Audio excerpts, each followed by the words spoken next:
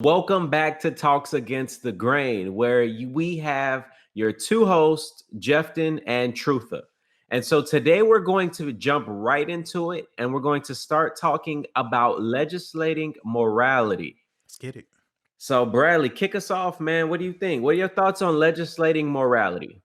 So this is kind of a follow up to the conversation we had when we were talking about children's autonomy and choosing their gender. So I think a lot of Christians have an issue with some of the areas of morality they feel legislation has had an impact on. So whether it be gay marriage, whether it be uh, this whole conversation of public schools teaching, queer theory or teaching like LGBTQ history, so on and so forth. And so with these conversations on legislating morality, I think the tough part for a Christian is to understand the separation between church and state is a very vital part of this country. Like that was a huge deal in us having religious freedom, but then understanding from the perspective too that the people that put that separation in place were Christians.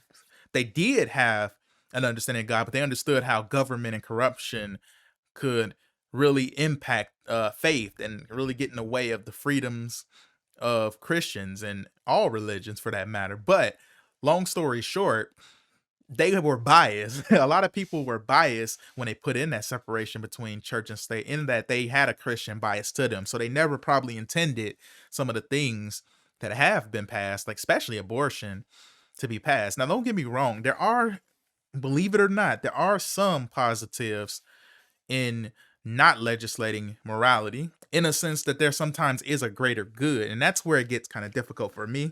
So like, for example, you have the conversation of like prohibition and an abortion where these things were legalized. And of course, Christians, we go into uproar. I mean, this is before me being born. It's obviously with prohibition and then definitely with Roe versus Wade. But what a lot of people don't account for in these conversations, and I'm not saying that you can't still have a perspective of disagreement, but when you talk about legislating morality, you will oftentimes ignore a lot of societal realities because we may live in a country where we say in God we trust, or it says that on the dollar, but this isn't really a Christian nation from top to bottom.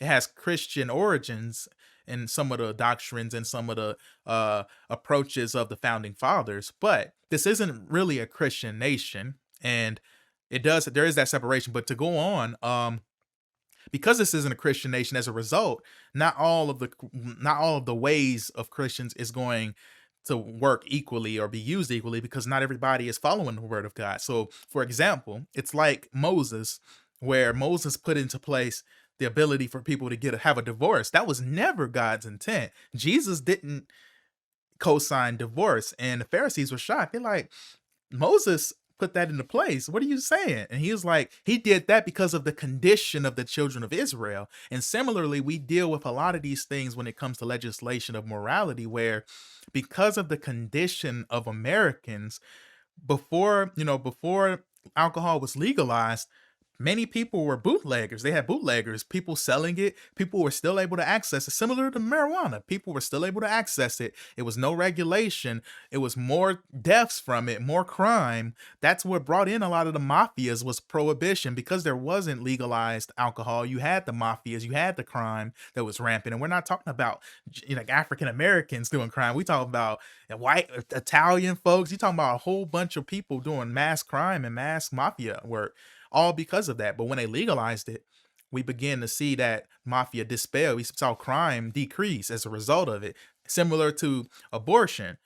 Abortion, before that was legislated, people were still doing abortions illegally and women were dying, and people were, it was a lot of complications as a result of illegal abortions that were happening. And I'm not co-signing illegal activity, but what I'm saying is, in a fallen country and world that we live in, as a result of these things that I'm stating, there is an argument that if you legislate morality, you may get worse outcomes as a result. And that's why I'm not a politician, because I couldn't be in the shoes of the Yeah. politicians that we do have. But those are just some things I want to put out. I got more to say, but I want to pass it to you.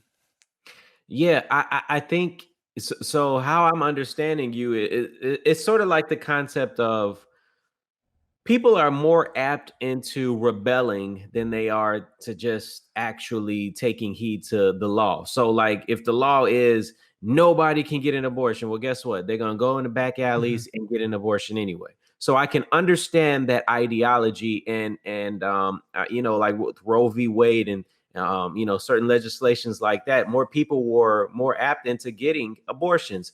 When people enforce stricter laws, more people are more mhm, susceptible into doing those things, however they find a way to do it.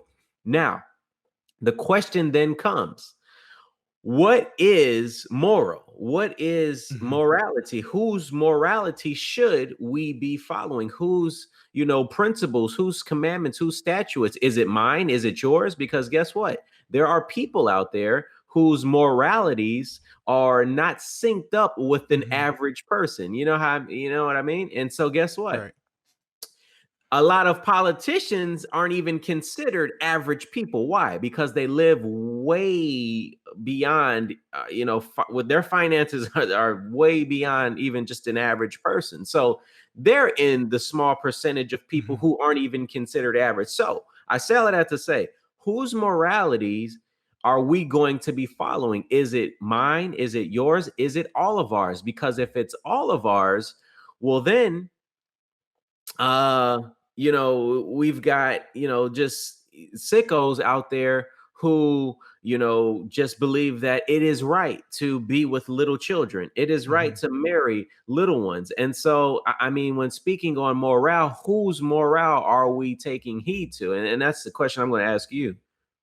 Mm, that's a very good question, and it just depends on who you ask, and that's why this isn't as black and white as probably many of our Christian brothers and sisters or some may think.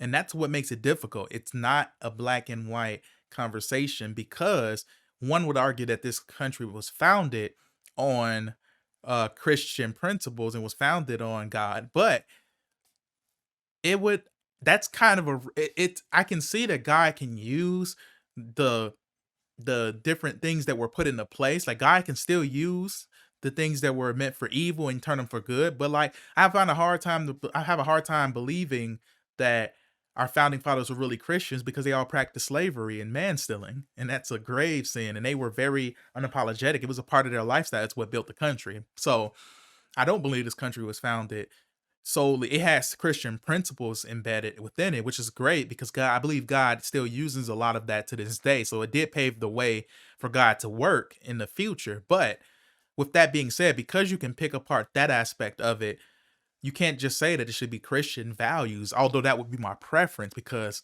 it's funny how the Bible works. There are people who don't even believe in Jesus or who don't honor Jesus in their life, but they do honor principles in the Bible and they see fruit. There are people who don't necessarily believe in Jesus, but still tithe and are still blessed because they're doing Christian principles. Can you believe that? Isn't that crazy to think?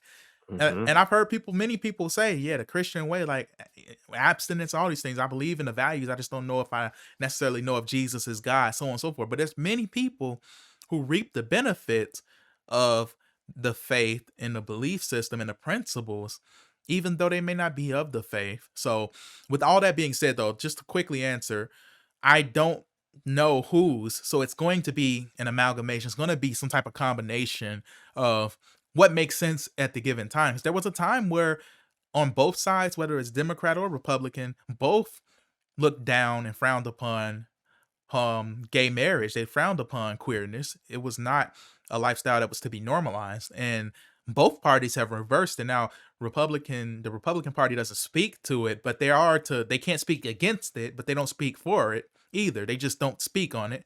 But the Democrats are very much they have definitely in a sense grown in that regard, and they are very much for pushing agendas that pertain to that community. So all that being said, it's always changing. It's always changing. I even believe there'll be a time where people look back at abortion and like, man, that was so archaic. We used to kill babies, so on and so forth. But man, there isn't really a good answer that I can give you for that. You know what else I thought of? What about like other countries? They've completely legalized drugs for that matter. Mhm, I mean, when you have people with varying morals, it becomes a slippery slope. And that's why I always bring it. Like you have heard me say that I believe that this, while they had their flaws in believing in and having slaves, I truly believe the founding fathers came over here with godlike principles. And I mhm, believe the country has thrived because of these godlike principles. Now, listen to this. Listen to my reasoning for this. We have been blessed as a country. We've been blessed to have one of the best militaries. And I'm not going to go on that tangent here, but I'm just trying to say when we go down slopes like other countries where you could do drugs, let's just say we could do drugs, we could have prostitutions, we can literally live like Sodom and Gomorrah. We can do this. mhm, I don't think that, even like you mentioned, our elected officials, there is a certain level of like people who may not walk in the ways of Jesus but take heed to biblical principles. Now, what should that tell us? That tells me that at the end of the day, somehow, some way, mhm, even the people who say they don't believe in Jesus and walk in mhm, his ways and may or may not consider themselves a Christians, at the end of the day, they're running to a final authority. And that final authority is the Bible. And if you're a Christian, you know that the Bible is your final authority. So why is it that people can take the name out of Jesus? They could say this, that, and the other about Christian principles. They could say no. One may say no, the country was not founded on Christian principles. But then at the end of the day, they may allow queer, LGBTQ and a group to thrive. But at the end of the day, they're probably more than likely not going to allow a sicko to be with a child. Why? Because according to a lot of people's morals, that is sick, mhm, right? I'm not here to try to push, the small few that are sick like that, but I think at the end of the day, these somewhat level-headed officials will at the end of the day fall back on, whether we want to call it Christian or not, they will fall back on Christian principles. And that is why I cannot see why legislating a completely Christian morale system within our government is wrong. And that's why you will always hear me preach theocracy, because I just feel it to be the greatest. mhm. Now, to your point earlier about the pros and cons of allowing people to not have religious morals within our governing system. I think that it leads to the confusion. There was some of the confusion that we see in today's society now. I think it leads to a lot of that. I think it leads to allowing people so many freedoms to the point where, and guess what, man?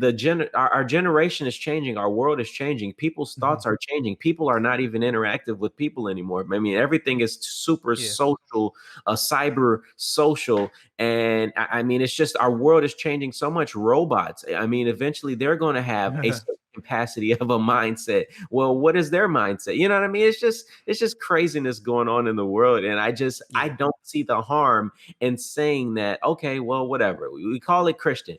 I guess I do see it, because you can offend a different faith group. Like you can offend the Muslim faith group. You can offend, the Hinduism faith group. I get that part of it. But at the end of the day, I think these people truly fall back on Christian principles, whether they Mhm. say it or not. There's some overlap in a lot of the primary faith, or I would say primary religions. So we would probably see eye to eye in a lot of morality conversations. In some ways, they may be even more extreme in some regard. But let me speak to what you just said, because it's one of those situations where I look at it a little bit differently, because I don't look at it just from a standpoint of legislating the Christian values, which we have seen as work. I look at it from a standpoint of how imperfect we are, and there being enough safeguards for there to be, I hate the word tolerance, so I don't want to say tolerance, but there to be enough both grace and opportunities for us to coexist with people that are different. And so one of the issues that we've had, a lot of people focus on specifically gay marriage when it comes to the aspect of like LGBTQ and so on and so forth. But the part that people don't focus on, or in abortions, the people focus on the abortion aspect of Roe versus Wade. But what a lot of other people don't look at is the bigger things, and this is what pushed the envelope on these topics. It wasn't just gay marriage; it was the equal treatment of people from that community, from those different communities.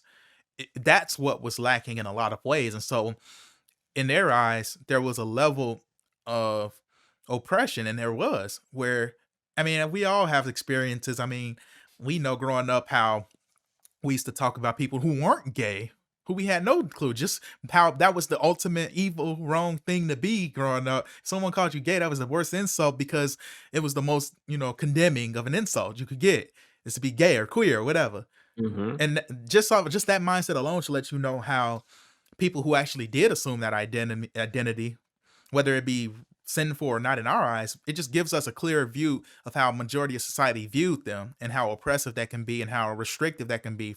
And so there was a lot of discrimination. So a lot of legislation pertaining to them, it's coupled in with making sure that they're not discriminated against, that they're protected under the law. And so not to I don't compare it to the civil rights movement because it's not the same, but there is an aspect of giving equal rights. And I do believe that regardless if you're gay, lesbian, you're transgender, transsexual, so on and so forth, I do believe you should still have equal opportunity and equal rights just as much as I would want equal rights as an African American.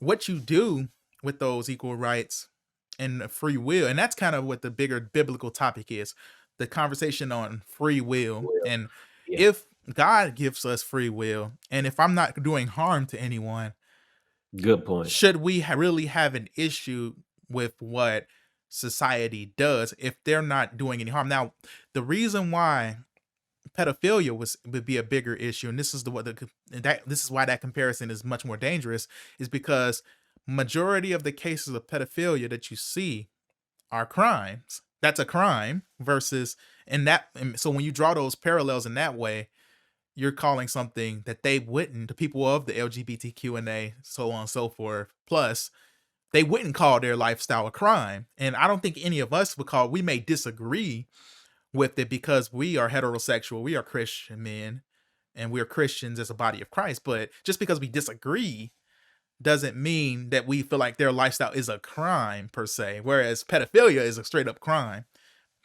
And I get that. I get that perspective. I understand. Like I mentioned, why not? Why, if God gives us free will, why can't we give people the free will to do what they want to do? And they did And have that, to be honest, and that was a case because you used to can marry. I mean, people could marry a 14-year-old. It was times you can marry, and some. There was a time where you could do that, and they put these laws into place for pedophilia to exactly. protect. It was to But not protect though, just for the because pedophilia, but for the mhm, functioning of our mhm, country. Look, I get it. God yeah, gave us free will, but guess mhm, what? There still needs to be a governing system. If I not agree. God's governing system, well, people will have to govern the system. And with people come weirdo ideas. So yeah, I would love the idea of having this free will. I'm not gonna say do as you will, because that is a bad quote from someone that I Mhm, actually am opposites of. But anyway, sorry.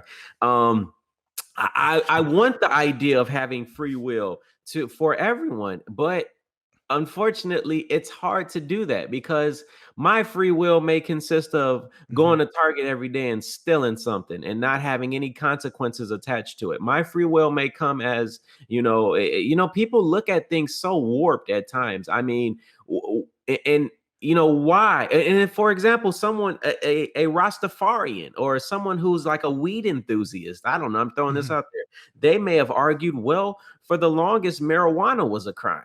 You know mhm, what I mean? And we've looked at it like that. Well, now we're becoming more laxed in, a lot of things. I don't know. I haven't looked it up recently, but I think at this point in a lot of states, weed has been legalized. yeah, And so, yeah, it wasn't pedophilia as a crime, but I mean, eventually I would imagine these groups will start rising up and start saying, well, why? That is my sexual preference, Yeah. just like a lesbian sexual preference, just like any gay person's sexual. My sexual preference is to be with a child. And I'm not trying to give them, case here. I'm just Yeah. trying. I know it because I've already seen articles years and years ago about these things. I've seen Mhm. real life doctors preach this idea of pedophilia. I've seen, people. There are small groups. You just may not see them in our media because we still have some decent human beings in our world today who, yeah, they're saying that those are crimes. So I'm just saying, I it's one of completely these things agree. where we get to talk about is a legislating morality. I mean, and so my thoughts are, I think there should be a governing system. It Yeah. seems that your thoughts is, yeah, there should be a governing system, but with more of an idea of with the perspective of it being free will and so Yeah, I think we come to a similar conclusion. It's just how that what that looks like is probably what the difference is. So like for me, it looks like having checks and I think that's the same thing you're saying. We need checks and balances. So yeah, we there should be equal opportunity and equal treatment from people in these communities.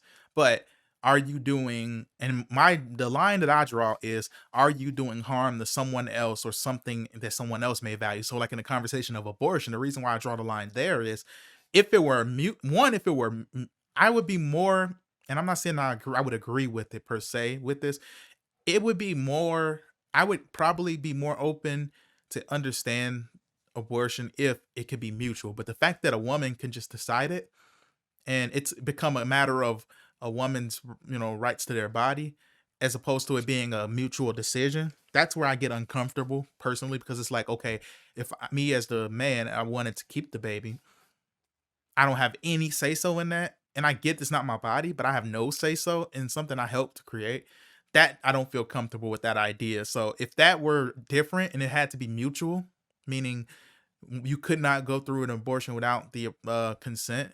And I don't know how to I get the other argument for that too. I've heard it too, but it seems very uncomfortable that you can make a decision that doesn't just impact you, but it impacts the person that you created the child with inside of you. So I, that's where, again, that line gets crossed where it's like, okay, now you're impacting something that has to do with me. And that can also extend to married couples, like with both of our wives. If they get pregnant and decide they want to have an abortion, guess what? You have, it might not be healthy for our marriages, but we have no say so. They can just do it right. legally.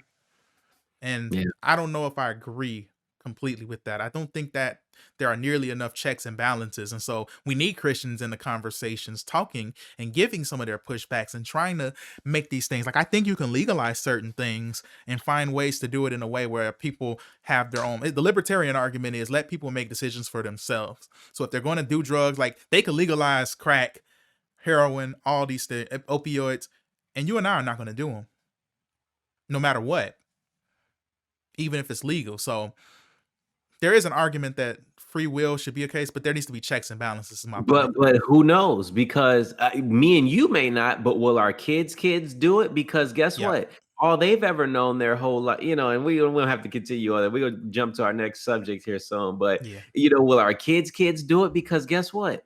Mhm. It's legal, it's there, it's normalized, it's on their TVs, it's on their cell phones, it's on their laptop. I mean, will our kids do it? And that's it gets into this whole deep philosophical conversation, but Yeah. it's It's a always good conversation.